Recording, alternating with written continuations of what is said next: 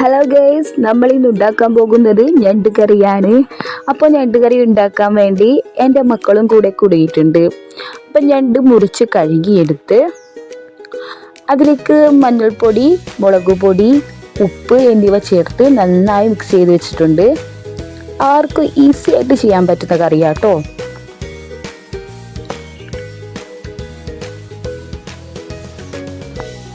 അപ്പോൾ ചട്ടി ചൂടായി വന്നിട്ടിട്ട് അതിലേക്ക് കടു പൊട്ടിച്ചിട്ടു.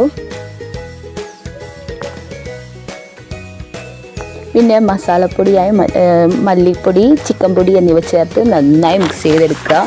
ബ്രൗൺ നിറമാകുന്ന മിക്സ് ചെയ്തെടുക്കുക കേട്ടോ.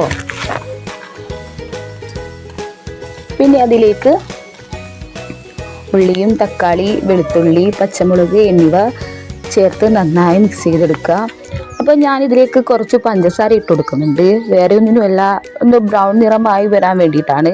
പക്ഷെ നന്നായിട്ടൊന്ന് വഴറ്റി വരും, അതിന് വേണ്ടിയിട്ട് ചെയ്ത് കൊടുക്കുന്നതാണ്. അപ്പോൾ നേരത്തെ തയ്യാറാക്കി വെച്ച ഞണ്ട് അതിലേക്ക് ഇട്ട് കൊടുത്തു.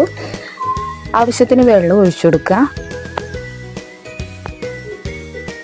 അപ്പോൾ നന്നായിട്ട് വെന്ത് വന്നിട്ടുണ്ട് ഞണ്ട്. അതിലേക്ക് കറിവേപ്പിലയും പിന്നെ നമ്മുടെ ആഫ്രിക്കൻ മല്ലി അതുണ്ടായിരുന്നു വീട്ടിൽ കുറച്ച്, അപ്പോൾ അതൊക്കെ ഇട്ട് കൊടുത്ത് നന്നായിട്ട് റെഡി ആയിട്ട് വന്നിട്ടുണ്ട് ഞങ്ങളുടെ ഞണ്ട് കറി.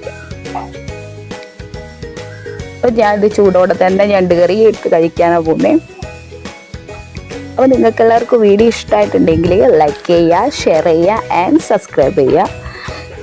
Thank you for watching.